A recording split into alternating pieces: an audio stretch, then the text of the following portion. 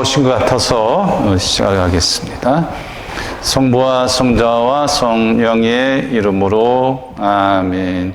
하늘에 계신 우리 아버지, 아버지의 이름이 거룩히 빛나시며 아버지의 나라가 오시며 아버지의 뜻이 하늘에서와 같이 땅에서도 이루어 주소서.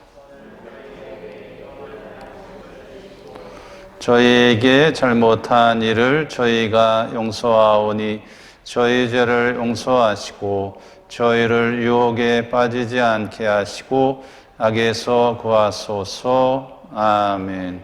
성부와 성자와 성령의 이름으로 아멘. 예.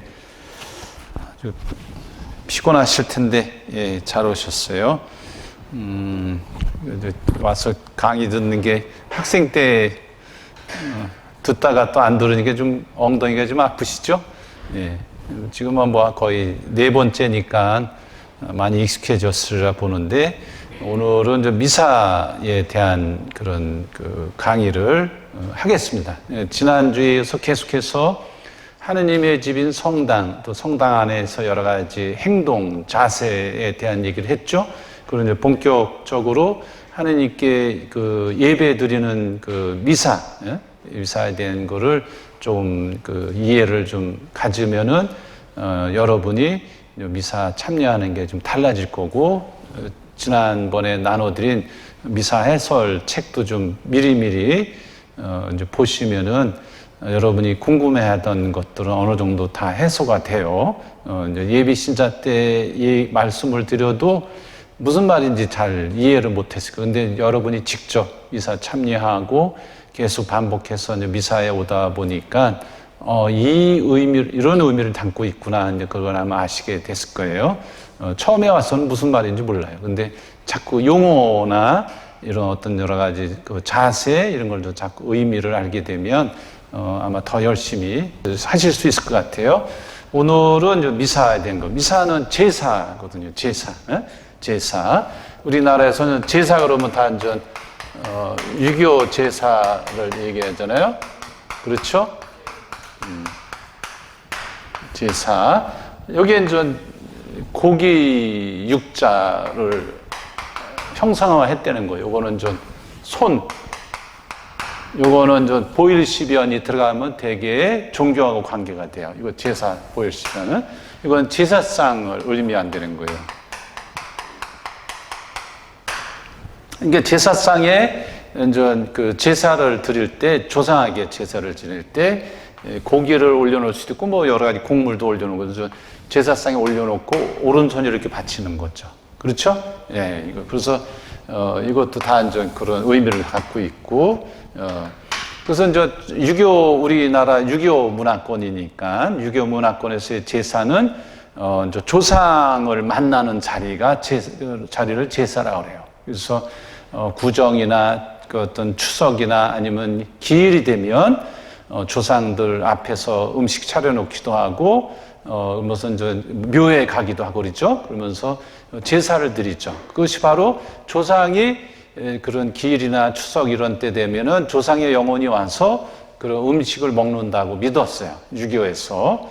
이와 같이 제사가 그런 의미를 가지고 있는데 우리 그리스도교 성경에서는 하느님을 만나는 자리를 제사라고 해요. 그래서 구약 성경에 보면 특히 레위기라는 구약 성경을 보면 제사를 드리는 그런 여러 가지 종류가 나와요. 하느님과의 화목죄, 죄를 용서받는 속죄제, 하느님과 그런 친교를 맺는 친교제 이런 여러 가지 제사들이 나와요.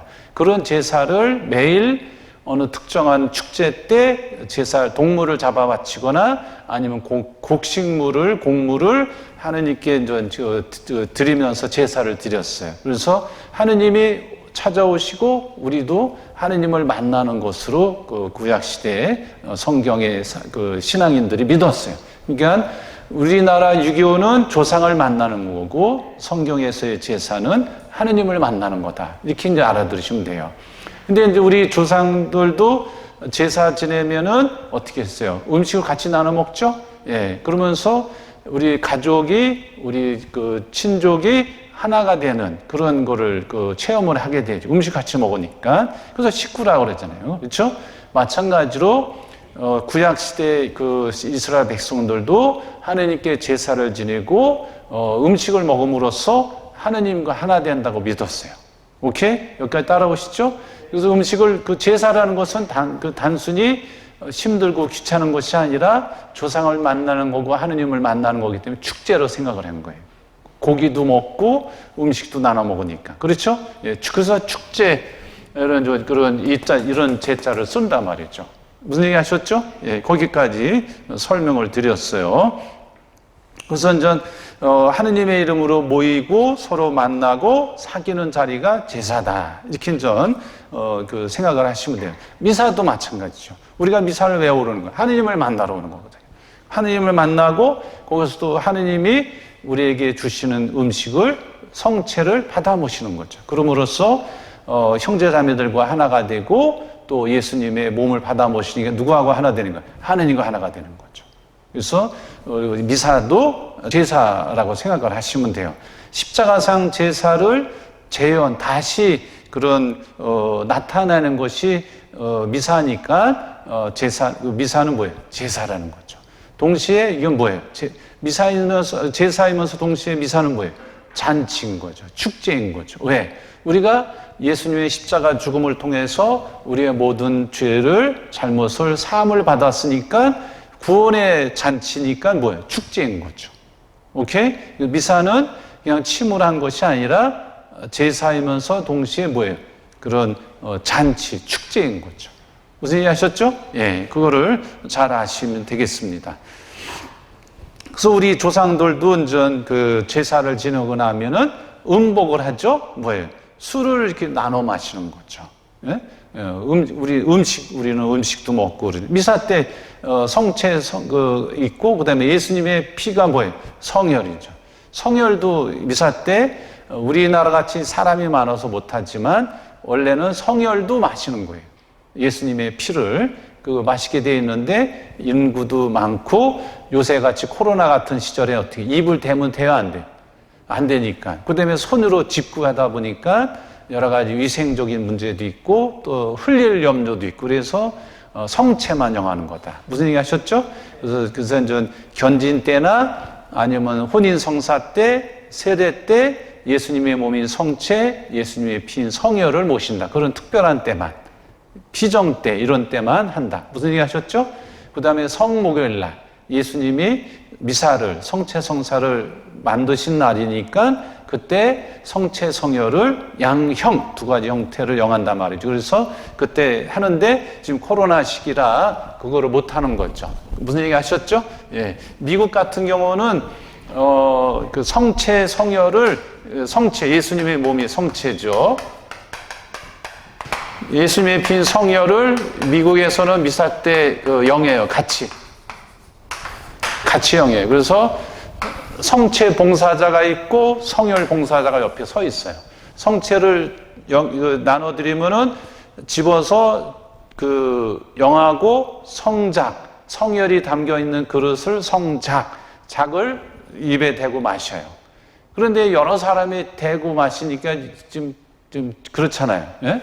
예. 그래서 우리나라 같은 경우는 성혈을 사제가 찍어서 입에 영해준다. 무슨 얘기 하셨죠? 예. 본인이 찍지 않는다. 예. 그거는 우리 전례의 규정으로 되어 있어요. 그거는 상식적으로 알아두셔야 돼요. 미사 때 예수님의 몸을 받아 모시는 거를 성찬이라고 그래요. 성찬. 예? 거룩할 성자, 그 다음에 먹을 찬자. 예? 먹는다 말은 거룩한 것을 먹는다. 성찬. 성찬예라고 그러죠. 예? 성찬. 거룩할 성자. 거룩할 성자, 찬자, 먹을 찬자는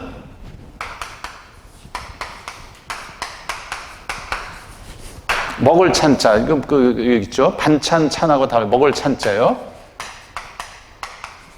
그걸 성찬이라고 그래요. 예수님의 몸과 피를 받아 모시는 거기 때문에 성찬예 그래요. 성찬예.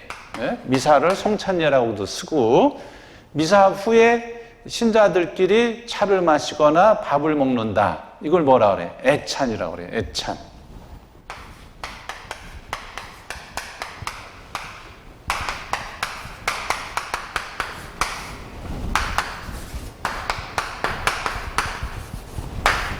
미사 후에, 예? 미사 후에, 이거 초기 교회 때부터 있었던 거예요. 미사 후에 사랑의 그 밥을 먹는 거죠. 그래서 이거를 그 그리스 말로 아가페라고 그래요. 사랑이라고 하는 뜻이죠. 아가페라고 그래요. 예? 그 유식한 말로 아가페라고 그래요. 우리 말로는 애찬. 미사 후에 밥을 먹든지 뭐 차를 마시든지 서로 신자들 간에 친교를 나누는 거를 애찬이라고 그런다. 미사 때 예수님의 몸과 피를 받아 모시는 거를 성찬, 거룩할 성자, 거룩한 것을 먹는단 말이죠. 이거는 사랑의 자를 써서, 그래서 미사를 성찬이라고 하고, 여기처럼 성찬을 유카리스티아라고 그래요. 유카리스티아. 미사를 미사라고 했지만 처음부터 미사라고 하지 않았어요. 처음에는 유카리스티아라고 그랬어요. 유카리스티아라는 말은 감사라는 뜻이에요. 감사. 감사라는 뜻이에요. 미사가. 이거는 분명히 아셔야 돼요. 미사를 거룩한 거룩한 것을 먹는단 말이죠. 그 다음에 미사 후에 신자들 간에 음식을 나누는 그런 그 모임을 애찬이라고 그런다. 무슨 얘기 하셨죠? 이건 분명히 이제 기억을 하셔야 돼요. 예. 그래서 하여튼 아셨죠? 여기까지. 예. 그래서 그 다음에 이제 그러면은 그 예배를, 그런 제사를 드리는 그런 목표가 뭐냐 보면은 찰출기 20장 24절에 보면 내가 너의 이름을 기억하여 예배하게 하는 곳이면 어디든지 가서 너희에게 강복하겠다. 그러니까 제사를 드리는 목표는 뭐예요? 하느님의 복을 받기 위해서죠. 그렇죠? 우리가 그 조상들한테 제사 지내는 걸 왜 하는 거예요? 왜 하는 거예요? 조상들이 그 지상에 살지 않고 다른 좋은 곳에 가서 계신 그 조상들, 우리를 위해서 좀 도움을 받기 위해서 하니, 마찬가지로 구약 시대에 그런 여러 가지 제사를 이스라엘 백성들이 드린 것은 하느님의 강복, 복을 받기 위해서 하는 거죠. 무슨 얘기 하셨죠? 예, 그걸 분명히 아셔야 돼요. 그래서 제사를 봉헌하면 그 결과로 하느님이 제물을 바치는 사람, 우리죠. 곁으로 오셔서 강복, 내릴 강자, 복을 받는단 말이죠. 강복. 미사 때 강복이라는 말 다 기억나시죠? 예. 그래서 저 내릴 강자를 쓰는 거예요. 복이 내려온단 말이죠. 누가 내려주는 거예요? 하느님이. 예?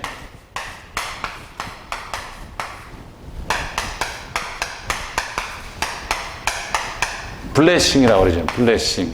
예? 내릴 강자예요. 복이 내려온다. 누가 내려주냐? 하느님이. 예. 그러니까 제사를 드리는 목표는 하느님으로부터 복을 받기 위해서 하는 거예요. 우리가 미사에 오는 것도 그런 의미도 있는 거죠. 그게 전부는 아니고. 예.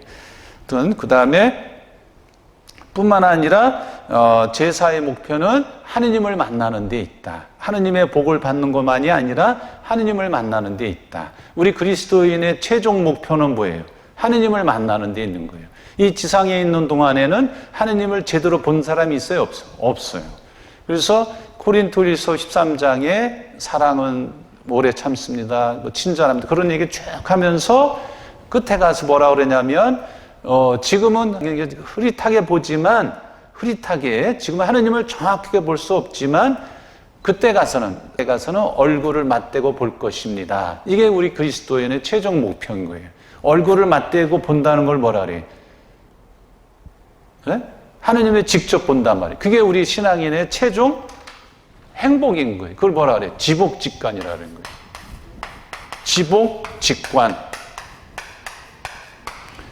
이룬단 말이죠. 어디에? 복에.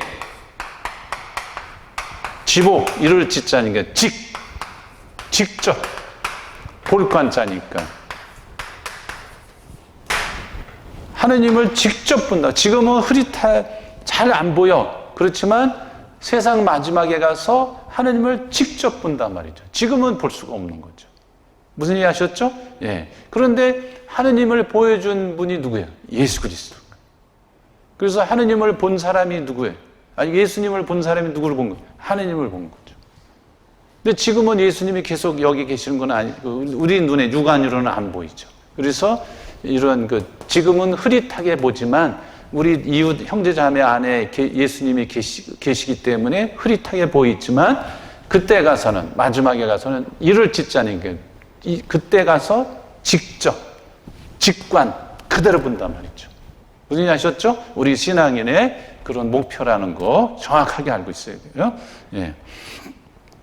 그 다음에 이제 미사가, 이제 그 제사가 6.25 제사 의미, 우리 그리스도교 구약 성경에 나타나는 제사 의미를 말씀을 드렸어요. 그 다음에 전례가 뭐냐? 전례. 미사 전례라는 말을 자꾸 쓰잖아요. 그렇죠? 예, 이제 그런 의미를 아시면 되겠습니다. 미사를 비롯하여 우리 가톨릭 천주교의 공식적인 경신예, 예배 행위를 전례라고 한다. 공식적인 그 예배, 워십이 뭐냐? 그걸 전례라고 한다. 공식적인 워십, 예배 행위를 전례라고 한다. 전례는 그 예수 그리스도와 함께 성부 하느님께 드리는 공적인 예배를 뜻한다. 그러니까 사적으로 혼자 하고 그런 거를 전례라고 하지 않아요. 전례를 통해서 어떻게 하느냐? 신자들이 하느님을 공적으로 흠숭하고 그분께 영광을 드리고 하느님의 은총을 받아 거룩하게 된다. 우리가 이제 거룩하게 되는 거죠. 하느님께 예수 그리스도와 함께 그런 예배를 드리고 또 그분을 통해서 우리가 그런 하느님의 은혜를 받아서 거룩하게 된다. 또한 신자들은 형제적 사랑을 나누고 그리스도 안에 일치를 이룬다. 그러니까 예수님과 함께, 예수 그리스도와 함께 드리고, 그 다음에 우리 하느님의 은혜로, 은총으로 거룩하게 되고, 그 다음에 우리 신앙인들이 같이 이제 예수님의 몸을 똑같이 다 모시니까 어떻게 해? 하나를 이루고 일치를 이룬단 말이죠. 이거를 전례라고 한다. 이렇게 이제 아시면 되겠습니다. 그 다음에 전례가 뭐냐 그러면 하느님께 짧게 대답을 하시면 돼요. 하느님께 공적으로, 퍼블릭, 프라이빗이 아니라 사적인 것이 아니라 공적으로 드리는 예배 행위를 전례라고 한다. 그 전례 중에 가장 대표적인 게 뭐다? 미사다. 그 다음에 7가지 칠성사가 있다. 그 다음에 시간마다 기도를 바치는 시간 전례라는 것이 있습니다. 이렇게 대답하면은 이게 100점인 거예요, 100점. 네? 무슨 얘기 하셨죠? 그 다음에 또 설명을 드릴게요. 미사는 예수님께서 십자가에 못 박혀 돌아가심으로써 바치신 제사를 기념하고 재현하는 것이다. 미사는 뭐냐? 예수님께서 십자가에 못 박혀 돌아가심으로써 바치신 제사. 예수님은 구약 시대는 동물이나 곡식을 하느님께 바침으로써 제사를 지냈는데 그거는 한계가 있었던 거죠. 그런데 하느님의 아드님이신 예수님이 오셔서 십자가에 못 박히심으로써 당신 자신을 제물로 바치고 당신이 사제로서 제사를 드린 거, 이걸 십자가 제사라고 하는 거예요. 예수님이 제물이 된 거예요. 당신을 바친 거니까. 제물이라는 게 뭔 거예요? 제물이라는 게 뭐예요? 자기를 희생하는 거 아니에요? 제물이 그거 아니에요? 동물이 제물로 됐다. 그거 다 내가 나를 바친 거예요. 그래서 여기저기 십자가 걸려 있는 거는 저분 예수님의 그런 십자가 제물로 인해서 우리 인간이 그 죄값을 치러야 되는데 우리 인간이 지은 죄를 누가 값을 치러야 될 거 아니에요? 죄값을. 누가 치러요?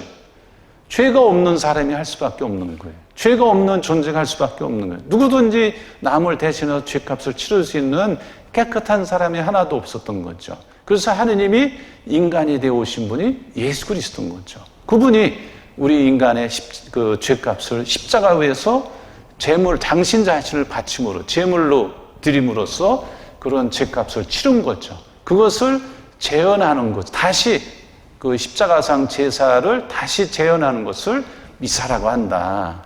그러니까 미사에 온다는 얘기는 뭐예요?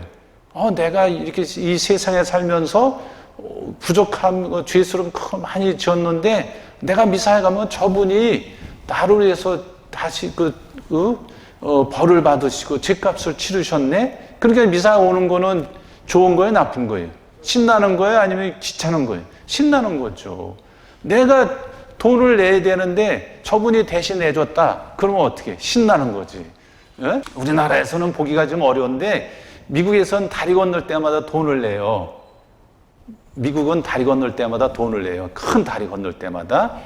그러면은 어느 날 가다 보면 저 앞에 가던 사람이 이렇게 해요. 그러면 그 사람이 내 차까지 그 톨비를 다 내주는 거야. 그러면 좋은 거예요, 나쁜 거예요? 신나는 거지. 대신 내준 거예요. 대신 내준 거예요. 그런 톨비도 대신 내줘도 기분이 좋은데 내가 벌을 받아야 되고 죄값을 치러야 되는데 예수님이라는 분이 다 치러주셨으니까 나한테는 이건 얼마나 큰 행복이고 축복이에요. 그것을 재현하는 게 뭐다? 미사라는 거죠. 무슨 얘기 하셨죠? 그게 미사인 거예요. 그래서 언제 어디서든지 미사를 드리는 거예요. 정부에서 강제로 코로나 때문에 공적으로 못하게 한 것 뿐이지 미사는 항상 매일매일 미사를 하게 돼 있어요. 네? 아침 저녁으로 하고 있단 말이죠. 여러분들도 이제 평일 미사 오시는 분도 계시긴 한데 평일 미사도 시간이 되면 낮이나 저녁 미사 오시면 새벽 미사 6시에 있으니까 월수금 있잖아요. 네?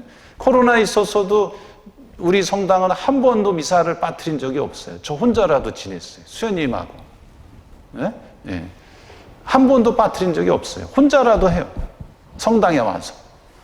네. 그러니까 이런 구원의 제사고 잔치인 미사를 소홀히 할 수가 없는 거죠.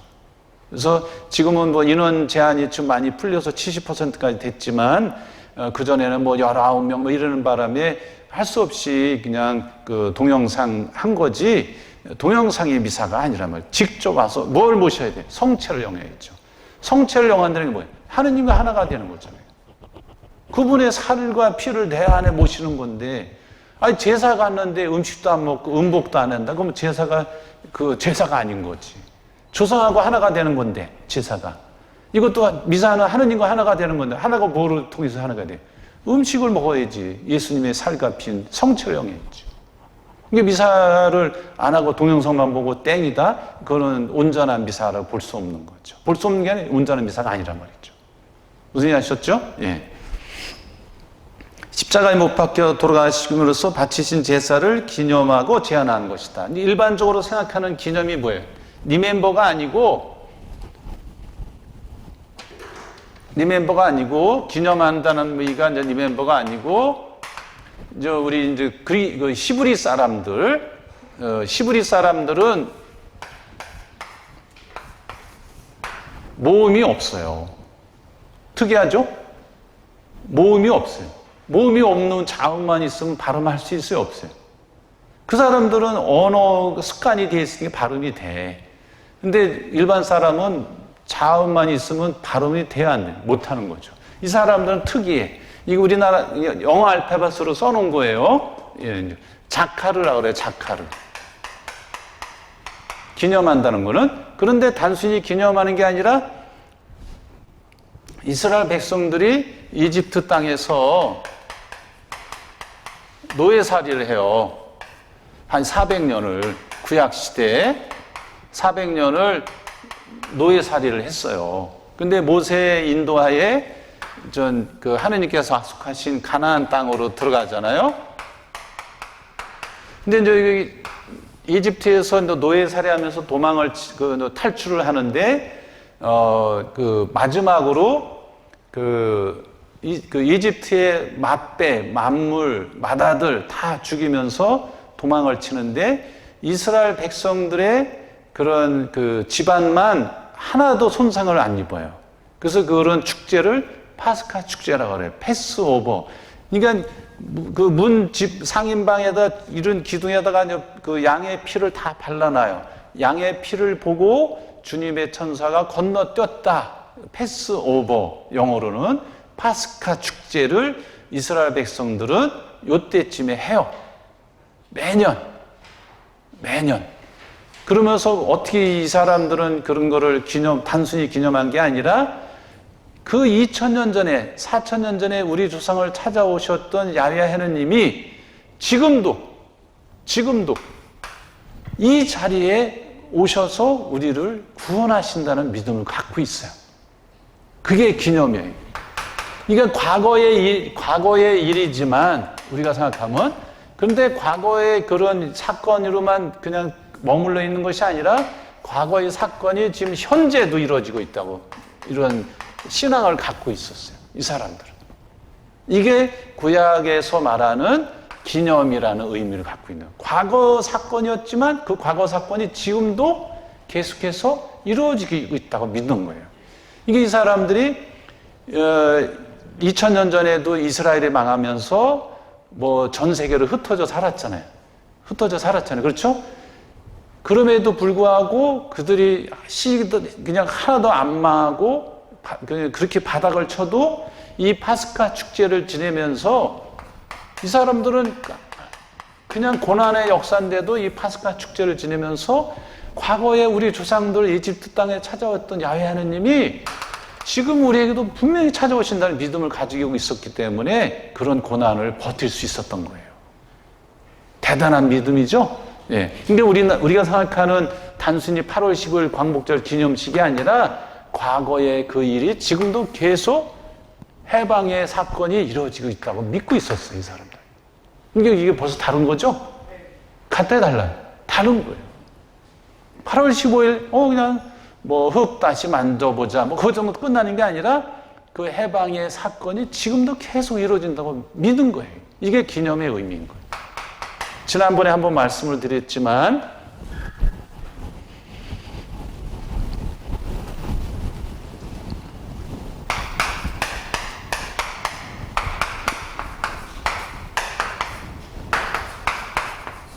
과거, 현재, 미래, 우리가 이제 시간 그 개념을 이렇게 만들어 구분을 하고 있잖아요. 예? 과거에 대한 현재. 이게 뭐예요? 기억이죠? 과거의 일을 내가 지금 현재 생각하는 거지 미래의 일을 생각해요? 그걸 기억이라고 하지 않는데, 현재에 대한 현재 뭐예요? 목격하는 거죠. 목격. 현재에 대한 현재, 목격. 현재를 보니까 목격한다고 그랬죠. 미래에 대한 현재, 기다림. 그렇죠? 이게 전부 뭐예요? 현재만 있는 거지. 그렇죠? 아니? 다 현재에 있잖아요. 현재에 있잖아요, 현재. 아우구스티노 성인이 얘기하신 거예요. 여기 고백록에서. 성 아우구스티노.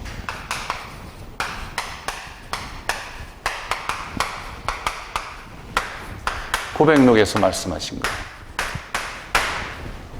이게 다 뭐가 있어요? 현재만 있는 거지. 이게 아까 말씀드린 파스카 축제, 이집트 탈출의 그런 사건이 과거의 사건이지만 현재 기념하면서 현재도 그런 똑같은 하느님의 그런 그 사건이 이루어지고 있다고 믿고 있는 거예요. 대단한 신앙이 있죠. 그렇죠? 이런 시간 개념으로 집어넣으면 설명이 되잖아요. 그렇죠? 예, 되죠. 예. 좀 어려운 표현인데, 예. 그래서 그 과거에 그 십자가상에 돌아가신 그 제사를 기념하고 재현하는 것이고, 그분 안에서 우리가 한 형제를 이루는 거룩한 잔치이다. 그래서 아까 말씀드린 대로 십자가상 우리를 위한 제사이지만 우리가 같이 음식을 나누는 형제를 나누기 때문에 뭐다? 잔치다. 그래서 이제 재현 똑같이 지금 이루어지고 있단 말이죠. 어? 두 번째 제자니까 나타날 현자고 재현 이렇게 쓴단 말이죠. 우리 자매님 한자 잘 하시잖아요. 네? 네. 이렇게 써요? 중국에서도? 예? 네. 중국 한자가 자꾸 이게 이제 좀 줄어드는 게 하도 많아서 그 다음에 어원을 보시겠습니다. 어원을 전례라는 어원. 대표적인 게 전례의 대표적인 게 미사인데, 그다음에 나중에 좀 설명을 드릴 거고, 어원을. 전례란 말의 그 어원, 그리스 말, 레이뚜르기아라고 그래요. 레이뚜르기아. 여기서 나온 건데, 영어로는 리터지라고 그래요. 리터지. 여기서 레이뚜르기아라는 말에서 이제 영어가 리터지가 나온 건데, 원래 의미는 사회 용어였어요. 사회 의미로, 사회에서 민중에 대한, 백성들을 위한, 시민들을 위한 봉사라는 의미로 쓰였어요. 레이뚜르기아가. 또 가난한 사람들에 대한, 우리 이제 교회 의미로 들어오기 시작하면서 가난한 사람들에 대한 어떤 자선 사업, 레이뚜르기아라고 얘기를 했어요. 그래서 코린토 후서 9장 12절에 보면 구제 활동 노력으로 성도들의 궁핍함을 채워줄 뿐만 아니라 많은 사람이 하느님께 넘치도록 감사를 드립니다. 그렇게 표현해요. 구제 활동 노력은 성도들, 신앙인들이 궁핍을 채워줄 뿐만 아니라 그 많은 사람이 하느님께 이 자선 활동을 하니까 궁핍함을 채워줄 뿐만 아니라 하느님께도 영광을 드리는 거죠. 이 영광을 드린다고 표현을 하고 있어요. 그런데 민중에 대한, 백성들에 대한 봉사나 가난한 사람들에 대한 교회 구제 사업은 그리스도의 신비체인 교회에서 공동체로 행해졌기 때문에, 공동을 해졌기 때문에 훗날 한참 뒤에 교회의 공적인 의식이 전례라는 말로 굳어지기 시작한 거예요. 일반 사회 용어였는데 그 용어를 우리가 받아들이면서 백성들에 대한 봉사, 가난한 사람들에 대한 구제 사업 이런 것들이 교회에서 행해지기 시작하면서 그것이 전례라는 의식으로 굳어지기 시작했다. 그래서 교회가 뭐냐? 대표적인 교회에 대한 그 정의가 뭐예요? 네? 최근에 세례 받으신 분들, 교회가 뭐예요? 교회가 뭐냐고 물어보면 뭐라고 대답해야 돼? 뭐라고 대답해야 돼? 교회가 뭐예요? 그러면 당신 천주교에 다닌다면서 교회가 뭐예요? 그럼 뭐라고 대답해야 돼? 이 머리만 극적극적 하는 거예요? 예? 무슨 모임? 아니 무슨 모임? 하느님 백성의 모임이 교회죠. 예? 그냥 모임이면 일반 사회 사람이 모이는 거지. 교회가 뭐냐? 정의를 내리라 그러면 하느님 백성들이, 하느님의 자녀인, 예? 우리들의 모임 아니에요? 하느님 백성. 하느님의 자녀인 우리들의 모임을 교회라고 그러잖아요. 지난번에 다 말씀드렸는데, 첫 번째 시간에. 그 다음에, 교회가 또 뭐냐? 그리스도의 몸이라고 그래요.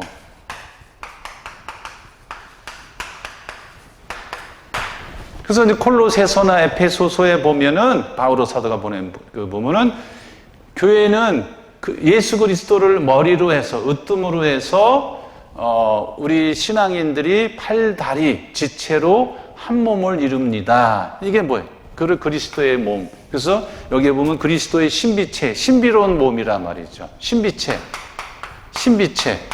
신비로운 몸이라는 거예요. 그렇죠? 신비로운 몸 아니에요? 예수님을 머리로 해서 으뜸으로 해서 우리 신앙인들이 팔, 양 다리, 이런 얼굴, 이런 한 몸을 이루잖아요. 그래서 예수님을 머리로 해서 한 몸을 이루기 때문에 그리스도의 신비체라고 그러는 거예요. 오케이? 그래서 사도행전 9장에 보면 바오로 사도라는 분이 처음부터 그리스도교 신자가 아니라 유다교 바리사이파 출신이에요. 근데 이 사람이 그리스도교 초창기니까 유학이 그리스도교를 박해하는 그런 상황이 벌어져서 그리스도교 신자들을 다마스쿠스라는 곳, 지금 시리아 잡으러 가다가 예수님을 만나요. 사울아 왜 네가 나를 박해하느냐? 그리스도교 신자들을 박해했는데 예수님이 나타나서 당신 자신을 박해한다고 그래. 그게 무슨 얘기냐면 그리스도교 신자를 박해한다는 얘기는 예수 그리스도를 박해하는 거 똑같은 거다. 왜? 그리스도의 신비체니까. 예수님을 머리로 해서 우리 신앙인이 한 몸을 이루고 있기 때문에 그리스도교 신자를 박해한다는 얘기는 예수 그리스도를 박해하는 거다. 그래서 교회를 그리스도의 몸이라 그러는 거다. 교회를 박해한다는 건 뭐예요? 예수 그리스도를 박해하는 거지. 그래서 그리스도의 신비체라는 말을 쓰는 거예요. 오케이? 예. 그러니까 머리를 해서, 으뜸을 해서 우리 신앙인이 한 몸을 이룬다. 우리는 그분 몸의 지체입니다. 에페소서 5장 30절에서 그 표현을 하는 거예요. 우리는 그분 몸의 지체입니다. 지체, 팔, 다리 그걸 이루고 있다는 거죠. 가지를 이루고 있단 말이죠. 무슨 얘기 하셨죠? 예. 그래서 우리 교회 공동체에 어느 누구도 필요 없는 사람, 소용없는 사람이 없다는 거죠. 왜? 한 몸을 이루고 있기 때문에. 어린이든 노인이든 아프신 분이든 건강한 사람이든 누구든지 다 한 몸을 이루고 있단 말이죠. 오케이? 예. 그 다음에 이런 의미를 담고 있었는데 이제 점점 발전하면서 초대교회 때부터 그리스도께서 부활하신 주님의 날에 일정한 장소에 모이는 것을 중요하게 여겼어요. 그래서 주간 첫날 예수님이 부활하셨죠. 지금으로 말하자면은 일요일이죠. 일요일. 그래서 주간 첫날이 무슨 요일이에요? 일요일이죠. 우리는 주간 첫날고는 월요일이라고 그러는데 달력에는 빨간 글씨로 일요일이라고 써놓고, 월, 화, 수, 목, 금, 토, 일, 일요일이 우리말로는 뒤에 가서 있죠? 영어로는 썬데이, 먼데이 하면서 앞뒤가 안 맞아. 달력에도 빨간 글씨 일요일이 먼저 와 있지. 네? 하느님께서 뭘 먼저 창조하셨어요? 빛. 그러니까 이게 먼저 와 있는 거예요. 월, 일, 월, 이게. 그러니까 주간 첫날의 끝이에요. 주간 첫날이지. 주간 첫날이 어디? 일요일이잖아요. 이날 예수님께서 금요일 날 돌아가셔서 3일 만에 돌아가셨으니까 하루 이틀 3일 만에 주님이 부활하신 날이기 때문에 우리 그리스도교에서는 유다교 신자들은 토요일이 안식일이야. 쉬는 날이야. 근데 우리 그리스도교는 토요일이 아니라 주님이 부활하신 날이기 때문에 주간 첫날 일요일을 거룩히 지내기 시작한 거예요. 무슨 얘기 하셨죠? 그래서 주간 첫날 주님의 날 이렇게 얘기를 하는 거예요. 주님의 날이란 말이죠. 네? 일요일은, 주일은. 그래서 주일이라고 그러잖아요. 주일. 주님의 날이라는 뜻이잖아요. 주님의 날인 거예요. 그래서 이날 우리가 미사를 의무로 참여해서 우리가 하느님께 예배도 드리고 또 하느님으로부터 축복을 받는 거죠. 주님의 날이 무슨 얘기 하셨죠? 그래서 요한복음 1장 10절, 사도행전 20장 7절에 주님의 날이라는 표현이 나오고 그 다음에 이제 복음서에 주님이 부활하신 날을 주간 첫날 이렇게 표현하고 있어요. 주간 첫날. 이게 언제? 일요일에 예수님이 부활하신 거죠. 네. 그래서 유다교 신자들은 토요일 날을 안식일을 지내고 우리 그리스도교는 안식일이 언제? 주간 첫날 일요일이죠. 그 다음에 무슬림들은 금요일 날. 왜 금요일 날 했을까? 이 사람들이 장사를 하는 사람들이고 그러다 보니까 여기저기 모이는 날이 금요일이라는 거예요. 잘 모인다는 거예요, 금요일 날. 그래서 금요일 날로 잡은 거예요. 예, 이 사람들은, 무슬림들은. 예. 하여튼, 예. 그래서, 중요하게 그 다음에 마태복음 18장 20절에 단 두세 사람이라도 내 이름으로 모인 곳에는 나도 함께 있겠다고 하신 예수님께서 약속하신 말씀과 같이 하나로 모임으로써 부활하신 그리스도께서 함께하고 있음을 서로 체험하게 되었다. 그래서 영어 표현에 어디서 제가 보니까 I am happy because together with you. 나는 행복합니다. 왜냐하면 당신과 함께 있으니까. 이게 예수님과 함께 있으니까 나는 행복하다는 거죠. I am happy because together with you. 이렇게. 예? 그 얘기를 지금 하고 있는 거죠. 이런 체험에는 먼저 예수님의 구원 사업을 다시 생각하고 기념하기 시작한 거예요. 아, 예수님이 우리를 위해서 이렇게 엄청난 구원을 우리에게 그런 축복을 주셨는데 그분을 기억하고 기념 안 할 수가 없는 거죠. 그렇죠? 당연한 거죠. 예. 그래서 우리가 부모님 돌아가시거나 그 할아버지 할머니 돌아가신 날 왜 기념하는 거예요? 왜 기일을 지내는 거예요? 의무감 때문에 그분들 덕분에 지금의 내가 있기 때문에 그분께 감사드리기 위해서 기억하는 거거든요. 무슨 얘기 하셨죠? 예, 우리가 8월 15일 3.1절 왜 기억하고 기념을 해?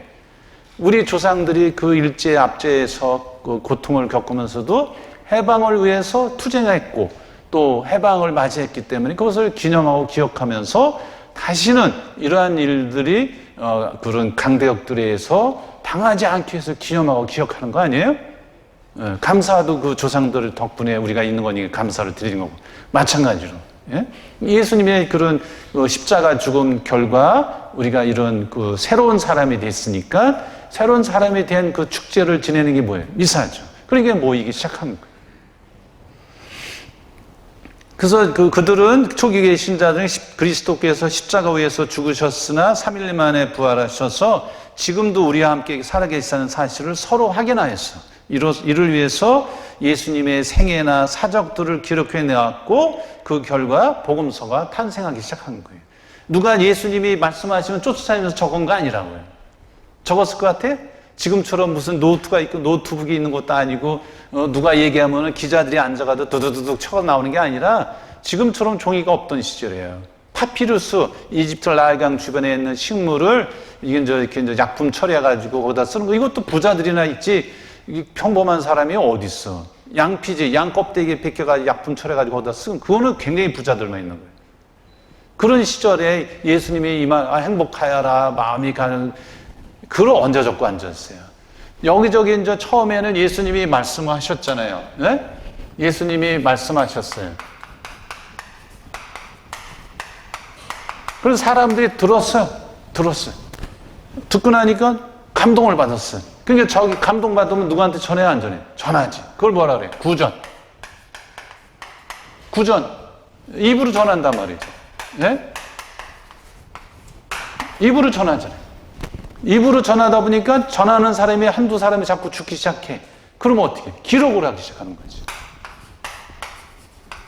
기록을 시작하는 거예요. 기록을 했는데 여기서 기록하고 저기서 기록하고 막 그러니까 흩어져 있는 걸 어떻게 해? 다시 모아서 편집을 하기 시작하는 거지. 그게 이제 오늘날의 복음서가 된 거죠. 바오로 서간 같은 경우는 본인이 쓴 거니까 처음부터까지 쭉 쓰여 있지만 복음서는 예수님이 말씀하신 거를 들었는데 혼자 간직하기 너무 아까우니까 어떻게 해? 좋은 미담이라든가 재미있는 얘기 있으면 SNS 찍어가지고 보내잖아요. 안 보내요? 자기 혼자 하면 깔깔대고 웃어요? 야야야 너 이거 한번 봐라. 재밌다 야. 야야야야. 박정배 신부가 머리 스타일이 바뀌었다. 이게 보낸단 말이죠. 이게 구전. 네? 입으로 전하다가 입으로만 전하면은 한계가 있잖아요. 자꾸 잊어버리잖아. 그럼 어떻게? 이게 적기 시작한 거예요. 네? 복음서 저자들 이전에 적기 시작한 거를 기록한 거를 여기저기 흩어져 있으니까 어떻게? 하나로 모으기 시작한 거예요. 그래서 오늘날 복음서가 있는 거예요. 오케이? 예. 아니 공자님 말씀도 논어에 있는 게 제자들이 쫓아오면 다 적은 거예요? 아니란 말이에요. 후대의 제자들이 본인이 일으킨 이거 공자님 말씀 이거 기록을 해야 돼. 이게 적기 시작한 거죠. 무슨 얘기 하셨죠? 예. 그래서 그거를 정확하게 아셔야 돼요. 예. 그래서 이제 그거를 이제 쪼가리 이게 쪽으로 이게 낱장으로 있는 거를 여기저기 미사 때 이제 읽기 시작한 거지. 읽기 시작하 보니까 이거를 잘 해야겠구나. 그러면 순서를 이제 정하기 시작한 거지. 미사 순서를. 미사 시작하면서 마음의 준비도 하고 하느님 말씀도 듣고 우리 주교님 계시니까 강론도 하고 우리가 믿는 신앙 고백도 좀 해. 신앙 고백. 예수님이 빵을 이렇게 당신의 몸으로 우리에게 주셨는데 그걸 안 모시면 안 되지. 그래서 성찬절리가 들어오기 시작하는 거죠.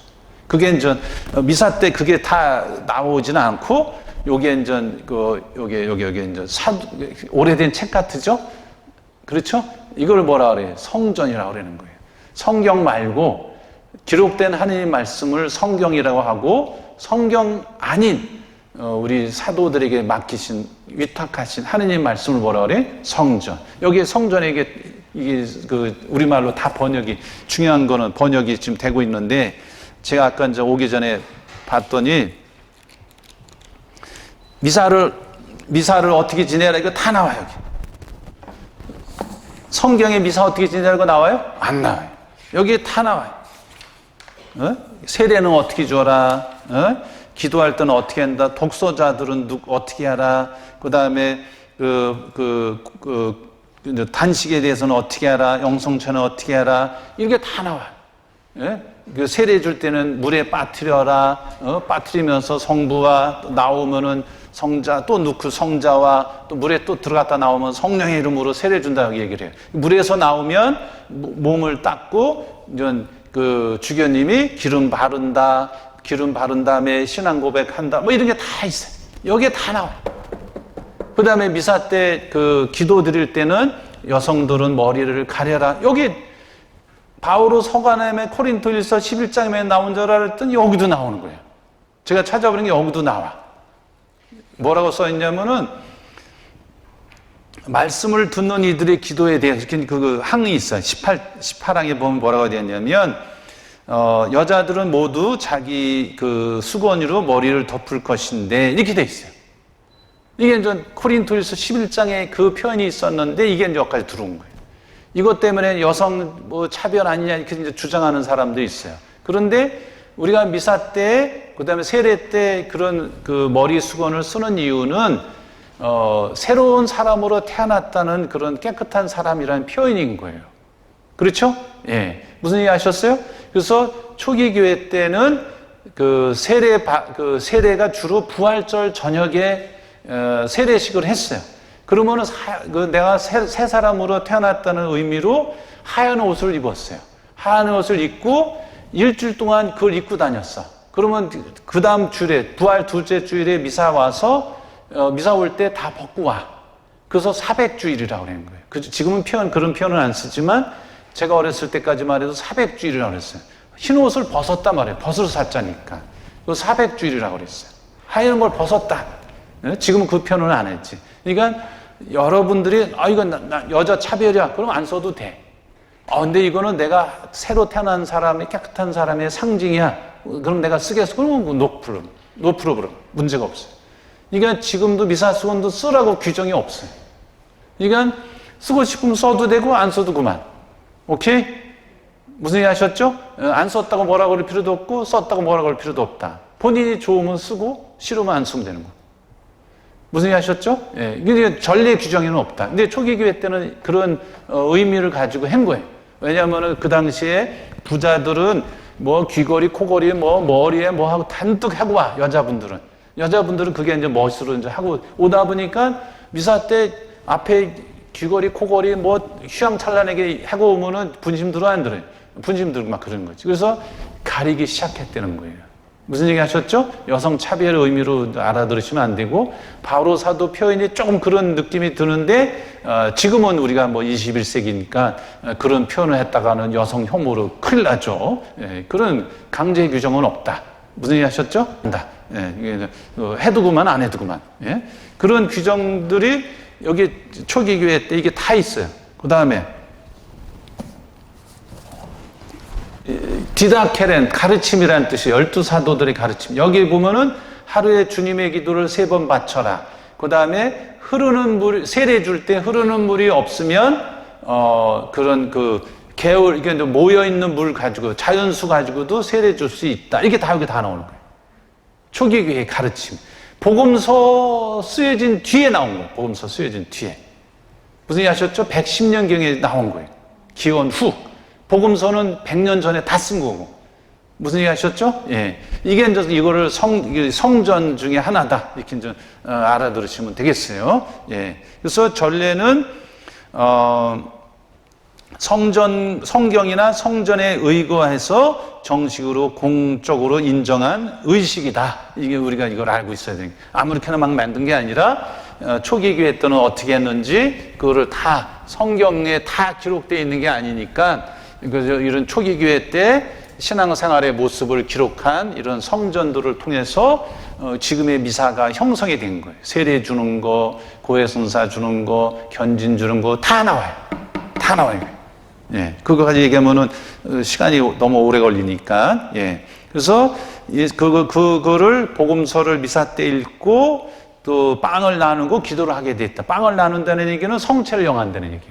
무슨 얘기 하셨죠? 성체를 영한다는 거예요. 그래서 기도하게 돼서 사도행전 2장 42절에 보면은 사도들의 가르침을 받고 친교를 이루며 빵을 떼어 나누고 기도하는 일에 전념했다. 이게 초기의 신자들을 모이면 어떻게 네 가지를 했다는 거예요. 사도들이 가르쳐주고 그 다음에 신자들 간에 서로 사귀고 서로 서비스, 섬김을 하면서 친교를 이뤘고 성체를 영했고 기도하는 일에 전념했다. 이게 이제 그 초기 교회 신자들의 모습이었던 거예요. 사도행전 2장에 보면은. 그 다음에 여기서 전례란 성경이나 성전, 거룩한 전통에 의거해서 정식으로 공인한 의식으로 하느님과 인간 사이의 중재자 역할을 하신 분이 누구예요? 예수 그리스도죠. 하느님과 인간 사이의 중재자 누구예요? 예수 그리스도는. 중재자. 연결하는 분이 있죠. 중재자 누구예요? 예수 그리스도.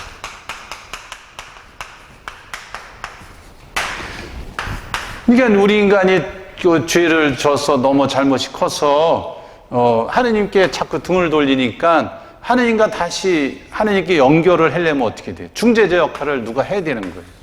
우리 인간 중에 할 수 있는 사람이 없으니까 하느님이 인간에 대해 오셔서 십자가 죽음을 통해서 하느님과 인간 사이의 관계를 다시 회복시켜준 사건이 십자가 사건이잖아요. 그 사건을 한 분이 누구예요? 예수 그리스도. 그게 중재자라고 그러는 거예요. 중간 역할을 해줬단 말이죠. 네? 본인, 예수님의 십자가. 중재자라고 그러고요. 네. 무슨 얘기 하셨죠? 중재자 역할을 하시는 그리스도의 사제직. 아까 말씀드렸죠? 예수님의 십자가 죽음은 제사라고 그랬죠? 제사를 지내는 사람을 누구라고 그래요? 사제라고 그래요. 무슨 얘기 하셨어요? 예, 사제 역할을 예수님이 하신 거예요. 네? 그 얘기를 지금 하고 있는 거예요. 계속 수행하는 그런 그 역할, 사제직을 계속 수행하는 교회가 예수 그리스도와 함께 드리는 공적 예배를 그 전례라고 한다. 예수님과 함께, 우리 교회 구성원들이 함께 하느님께 그 제사를 드리는 것을 전례라고 한다. 무슨 얘기 하셨죠? 예. 따라서 전례는 사제이신 그리스도께서 교회 안에서 활동하실 때 우리는 그분과 함께 그분을 통해서 그분 안에서 하느님을, 성부 하느님을 찬미하고 공경하며 세상의 구원의 은혜를 가져오는 것이고 인간 영혼을 초자연적 생명과 거룩함으로 올려주신 것을 의미한다. 초자연이다. 이게 어렵죠? 예? 자연.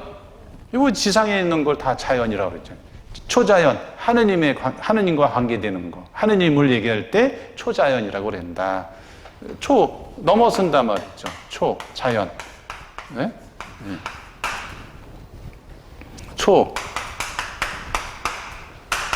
이게 제가 갑자기 생각했네요. 예. 뛰어넘을 초자잖아요. 그래서 자연을 넘어선 거니까 뭐예요? 하느님과 관계되는 거죠. 하느님하고 관계되는 거죠. 그렇죠? 예. 하느님과 함께 지내는 걸 뭐라 그래요? 영원한 생명이라고, 영생이라고 그래요. 영생. 이게 우리는 세례를 통해서 새로운 사람으로 태어났으니까 초자연적 생명을 받은 거 안 받은 거죠. 하느님과의 관계가 다시 회복된 거죠. 그거를 초자연적 생명과 거룩함을 올려주시는 것을 의미한다. 세상의 구원을 가져옴으로써. 그렇죠? 이거를 초자연적 생명이라고 합니다. 하느님과 관계된 거예요. 초자연적. 하느님이 우리에게 뭘 준 거예요? 생명을, 새로운 생명을 주셨단 말이에요. 그 새로운 생명이 뭐예요? 영생. 죽은 뒤에 받는 게 아니라 예수 그리스도를 믿음으로 해서 영원한 생명이 벌써 시작된 거란 말이죠. 영원한 영생. 하느님과 함께 사는 거를 영생이라고 그런단 말이죠. 영원한 생명. 그러니까 양쪽으로 오래 사는 거를 영원한 생명으로 하지 않고 하느님과 함께 살기 시작하면 그거는 영원한 생명을 받았다고 그러는 거예요. 그래서 당신이 영원한 생명을 받았어 그러면 뭐라 그래야 돼? 야 이놈아 바꾸도 남지 이놈아 내가 예수님을 구세주로 믿기 시작했는데 영원한 생명을 안 받았다 그러면 그 말이나 되는 막 됐다고 그러는 거예요. 이게 예수님을 믿음으로 해서 영원한 생명이 시작됐단 말이죠. 하느님과 함께 사는 것이 시작됐다고. 그걸 영원한 생명이라고 그런다. 무슨 얘기 하셨죠? 예. 그 다음에 전례의 목적이죠? 전례의 목적? 예. 전례의 목적은 하느님께 합당한 영광을 드리고 인간 자신을 성화시키는, 거룩하게 하는 데 있다. 하느님께 존경을 드리고 영광을 드리는 거다. 내가 차지하는 게 아니고 그 다음에서 동시에 우리 인간 자신을 거룩하기 위해서 우리가 이런 전례를 거행하는 거다. 미사, 칠성사 다. 예. 그 다음에 이제 일방적으로 하느님이 얘기하고 우리는 듣기만 하는 것이 아니라 하느님과 인간은 서로 쌍방이 주고받는 거를 한단 말이에요. 미사 때 혼자 사제가 얘기하고 여러분이 가만히 있어요? 서로 주고받잖아요. 전례는 하느님과 인간이 서로 주고받는 거다. 무슨 얘기 하셨죠? 그래서 미사 때 주님께서 여러분과 함께 하면 여러분은 어떻게? 또한 사죄함. 이런 식으로 하느님과 일방적으로 하는 것이 아니라 쌍방이 주고받으면서 대화하면서 하는 것이 전례다. 혼자 가만히 있는 게 아니고, 그래서 하느님이 주고받는 대화다. 그래서 하느님이 내려오시고 하강, 우리 인간은 하늘을 쳐다보는 게 상승, 이게 주고받는 그것이 전례다. 이렇게 우리가 알고 계시면 되겠습니다. 무슨 얘기 하셨죠? 예. 그 다음에 전례 종류는 아까 말씀드린 대로 미사, 그 다음에 칠성사, 그 다음에 시간전례. 시간전례는 시간마다 하느님께 이제 우리 사제나 수도자는 의무예요. 아침에 일어나서 낮에, 그 다음에 저녁에, 자기 전에, 하여튼 4-5번을 이렇게 시간마다 하느님께 그 예배를 드리는 시간을 가져요. 기도를 통해서 그거를 시간전례, 시간마다 바친단 말이죠. 그 다음에 칠성사가 있고, 그 다음에 미사가 있다. 인류의 구원 사업을 이룩하신 십자가상 죽음을 재현하고 기억하고 기념하는 것을 미사라고 합니다. 이게 전례 중에 최고의 전례죠. 그래서 미사를 빠지지 않고 매일 우리가 드리는 거죠. 무슨 얘기 하셨죠? 예. 그 다음에 예수 그리스도의 사제직을 이어간다. 교회는 전례를 통해서 아까 사제직, 십자가상 죽음을 얘기했죠. 히브리서 신약 성경에 보면 10장 14절, 10장 10절 12절에 보면 예수 그리스도의 몸이 단 한 번 바쳐짐으로써 우리가 거룩하게 되었습니다. 그런 표현이 나와요. 예수님이 단 한 번 바쳐짐으로써 우리 죄를 용서받고 새 사람이 깨끗한 사람이 됐다는 거죠. 그 다음에 12절에 보면 10장 12절에 보면 그리스도께서는 죄를 없애시려고 단 한 번 제물을 바치셨습니다. 단 한 번. 그것이 지금도 계속 유효한 거죠. 무슨 얘기 하셨어요? 예수님의 십자가 죽음은 지금도 계속 유효하다. 미사 때마다 이루어지는 그 제사는 계속 유효한 거죠. 무슨 얘기 하셨죠? 유효한 건. 한 번 한 거로 계속 유효한 거예요. 완료가 된 것이 아니라 계속 현재 진행형이라는 거예요. 십자가상 제사. 그래서 이제 미사를 우리가 참여하면은 뭐라 하는 거예요? 구원의 제사라고 그러는 거예요. 제가. 유효한 거다. 계속. 한 번. 무슨 얘기 하셨죠? 예. 그 다음에 성사는 미사든 성사든 사제가 미사를 드리지만 예수님이 그런 십자가상 제사를 재현하는 거다. 그거를 우리가 이제 그렇기 때문에 여러분이 예비신자 때 배웠지만 예수 그리스도께서 사제 인격 안에서 그 미사를 드리는 거고 칠성사를 거행하는 거거든요. 그걸 마찬가지로 여러분들이 비상시에 비상세례 그 대세라고 그러죠. 그거를 드릴 때 어떤 비신자 친구가 급한 어떤 사람 죽을 위험에 처해 있는 사람한테 비상세례를 주었다. 유효하다, 무효다. 유효한 거예요. 왜? 그 사람 안에서 예수님이 거행하신 거기 때문에 그 비신자 친구가 나를 통해서 그 급한 위험에 처했으면 물을 부으면서 성부와 성자와 성령의 이름으로 세례명을 얘기하면서 주면은 그건 유효한 거다. 왜? 예수 그리스도께서 행하신 거기 때문에. 유효하다. 근데 예비 신자가 그렇게 할 가능성이 있어요, 없어? 우리나라에는. 우리나라는 거의 없지. 근데 유럽 같은 경우는 가톨릭 스쿨이 많아서 들었을 기회가 있단 말이에요. 가톨릭 스쿨에 다니면서. 그래서 그 사람들이 그건 가능한 거예요. 우리나라에서는 그렇게 했다는 얘기를 들어본 적이 없어요. 교회법적으로는 유효하다. 무슨 얘기 하셨죠? 그 다음에, 그건 사제든, 뭐, 다른 주교님이든, 미사를 거행하는 그 자체를 유효하다. 뭐, 칠성사도 마찬가지. 그걸 뭐라 그래요? 사유성이라고 그러는 거죠. 성사 거행 그 자체로 유효하다. 성덕이 출중하든, 부족하든, 상관하지 않고. 성사 거행 그 자체를 유효하다. 성사 거행 그 자체 유효하다.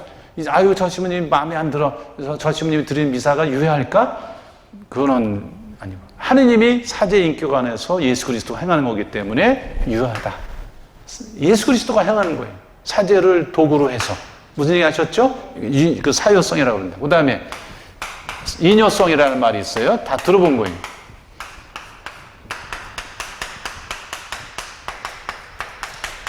그러니까 이제 칠성사를 받는데 내가 어떤 마음으로 받아들이냐에 따라서 그 효과가 있다는 거죠. 무슨 얘기 하셨죠? 예, 그래서 인여성. 성사 거행 그 자체로 유하다. 사제가 하는 거는 성덕이 출중하든 부족하든. 그렇죠? 예, 그거를 우리가 분명히 아셔야 돼요. 예, 그 중요한 표현이기 때문에 이렇게 이제 말씀을 드린 거예요. 은총이란 말은 계속 다 들었잖아요. 예? 그리스, 영어로 그레이스. 예? 은총. 이거는 이제 선물이라는 뜻이에요. 그리스 말로. 예, 선물이라는 뜻인데, 은총이라는 말은 하느님의 자녀로 우리가 태어났잖아요. 하느님의 자녀로서 자녀답게 살 수 있도록 하느님께서 베푸시는 은혜를 은총이라고 한다. 그러니까 은총을 얻는 방법이 뭐예요? 기도, 칠성사인 거죠. 하느님 자녀답게 살 수 있도록 하느님께서 베푸시는 선물, 그거를 은총이라고 한다. 무슨 얘기 하셨죠? 예, 선물이라는 게 중요한 거예요. 은총. 하느님의 자녀답게 베푸시는 하느님의 베푸시는 선물로서 이거를 은총이라고 한다. 하느님의 자녀답게 살 수 있도록 하느님께서 베푸시는 선물을 은총이라고 한다. 은총을 얻는 방법은 첫째, 기도. 두 번째, 칠성사. 이걸 항상 기억을 해야 돼요. 무슨 얘기 하셨죠? 우리 인간의 의지, 결심만으로 되지 않는 거예요. 하느님의 자녀답게 사는 게. 그래서 기도하고 칠성사. 그래서 우리가 묵주기도도 바치고 아침 저녁 기도도 바치고 삼종 기도도 바치고 식사 전 저녁 기도도 바치고 그다음에 성당에 와서 성체주배도 하고 다 이게 뭐예요? 이런 은총을 통해서 하느님의 자녀답게 살기 위해서 하는 거예요. 우리가 무슨 호의호식을 누리기 위해서 고관 대작이 되기 위해서 무슨 높은 자리에 올 그런 건 아니잖아요. 하느님의 자녀답게 살기 위해서 기도하고 칠성사 은총을 청하는 거죠. 오케이? 예. 그래서 공덕? 네. 성령을 공덕하게 되었다는. 읽었다는 얘기죠. 지금 복음 봉독 그러잖아요. 받들어서 읽는단 말이에요. 봉독. 덕이 아니라 봉덕이라고 해서 무슨 소린가 그랬네. 봉독이지. 예, 봉독. 읽었다는 얘기죠. 복음 봉독이라고 그래요. 성경 봉독을 그냥 읽는 게 아니라 잘 받들어서 읽는단 말이죠. 예, 무슨 얘기 하셨죠? 예, 또 모르는 걸 빼는 거 다 아시죠? 예. 그럼 다음 주에 또 뵙겠습니다. 성부와 성자와 성령의 이름으로 아멘. 영광이 성부와 성자와 성령께 처음과 같이 이제와 항상 영원히 아멘. 성부와 성자와 성령의 이름으로 아멘. 다음 주에 뵙겠습니다. 고맙습니다.